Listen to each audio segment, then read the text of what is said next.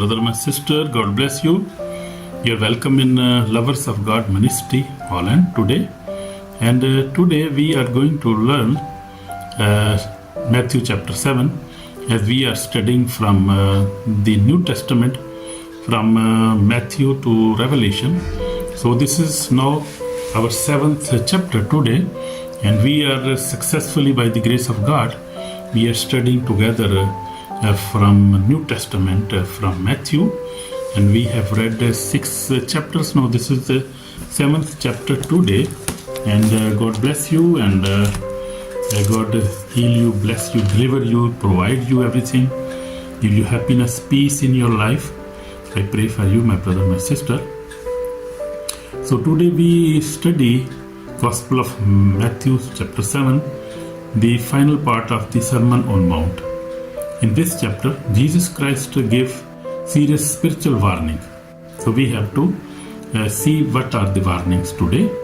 He teaches about judgment, about judging others, hypocrisy, prayer, false prophets, obedience, and final judgment. So this is very serious warning for us, and very serious message, very serious spiritual warning for us.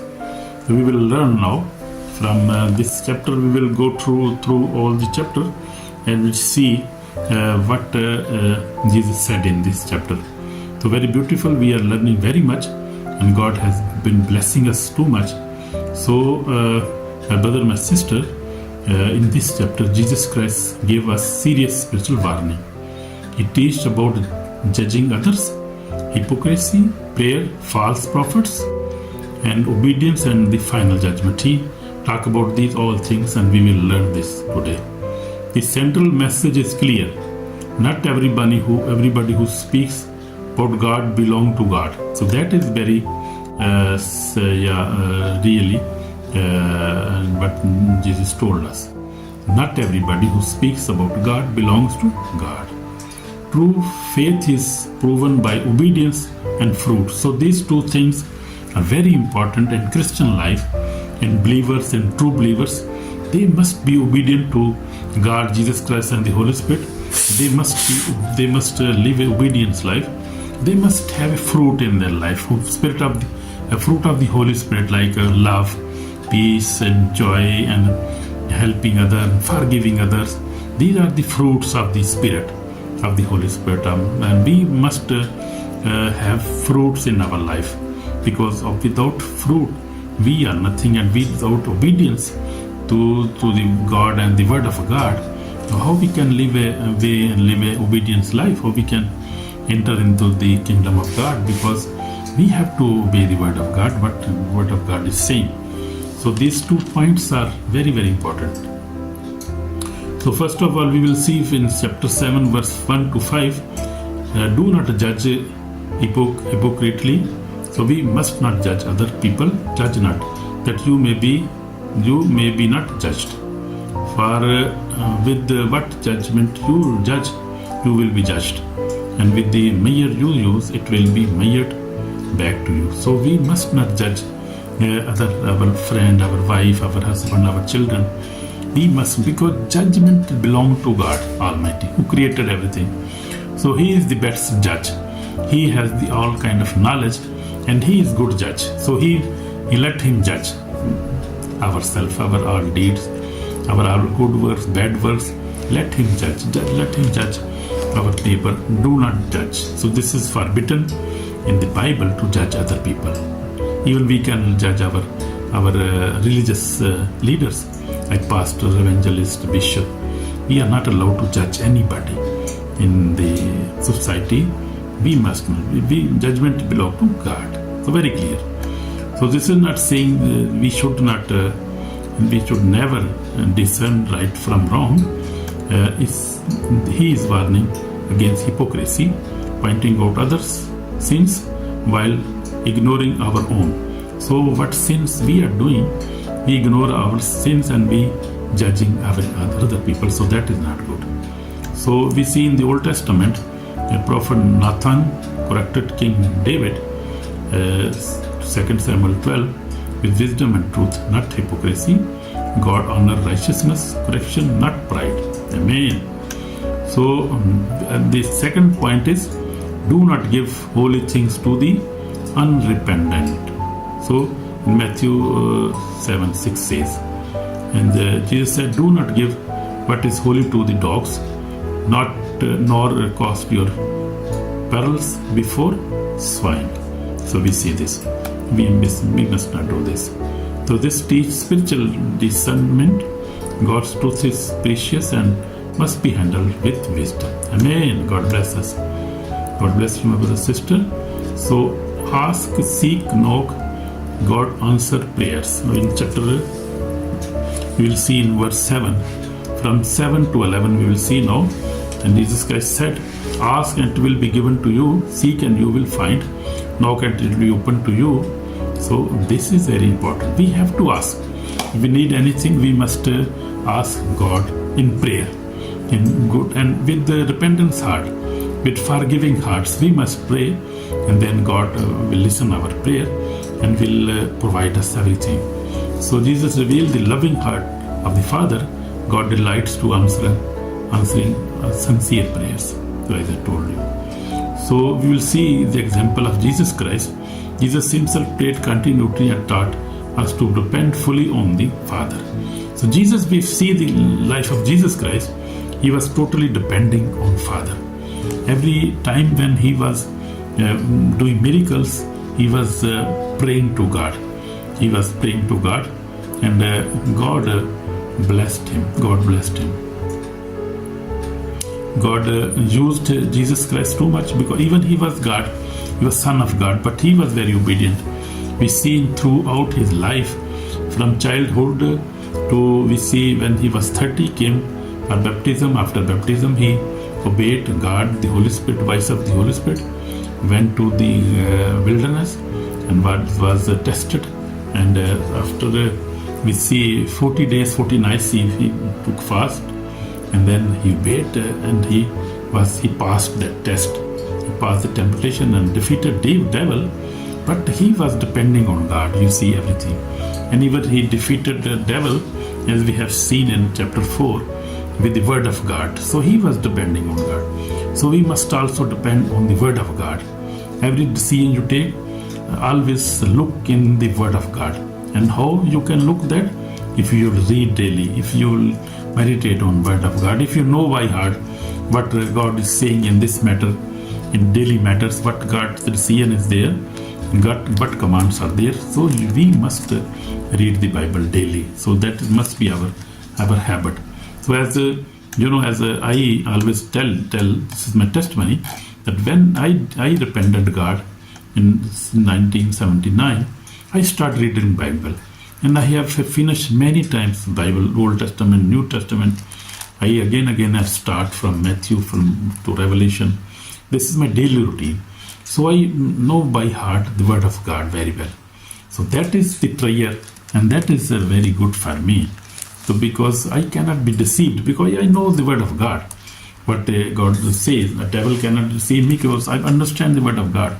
And I know his lies, and God is warning about his lies, because Jesus said in John 8:44, he says, he is liar and father of the lies, and he is deceiver. So we must know how we can defeat devil by the word of God. And we have to read the word of God. We have to put it in our mind, and we have to meditate on the word of God 24/7. Amen. God bless you. So please read your Bible daily. I will advise you, my brother, my sister. So God is always happy to provide us whatever we need. So the golden rules you will see now.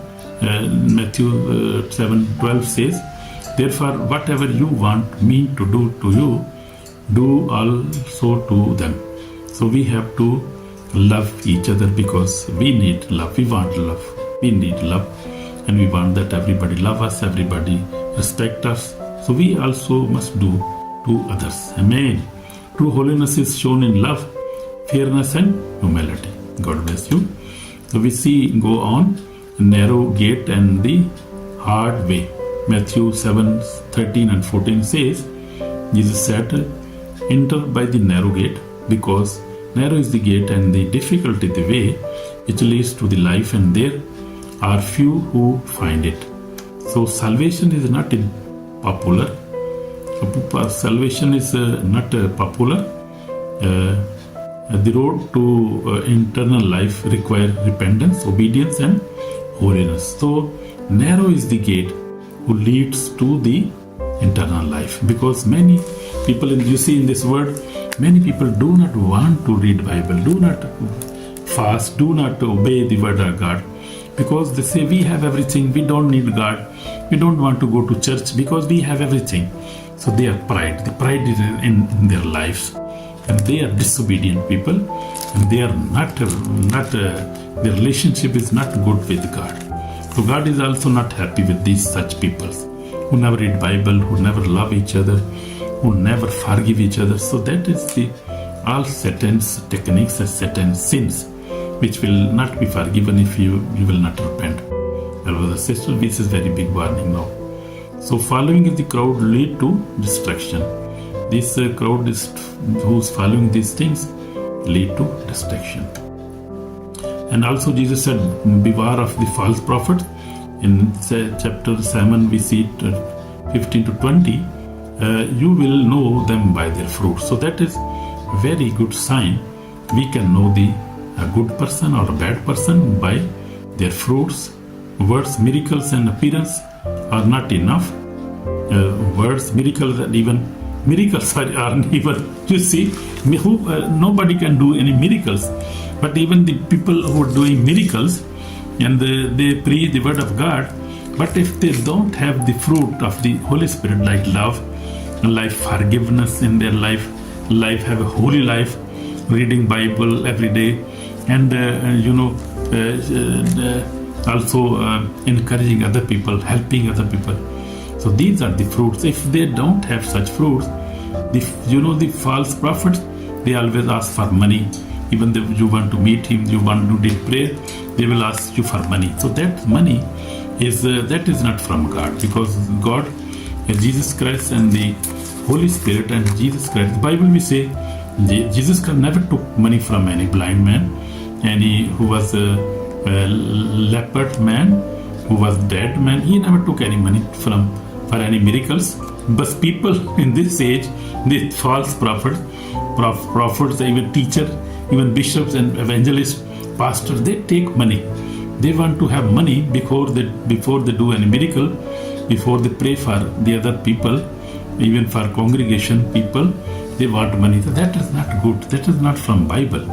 So we have to be very careful about this, because the false teacher and the false miracles are with money. You see that miracles with money. Miracles are free from God. Nobody can sell this. Nobody is allowed to sell the miracles.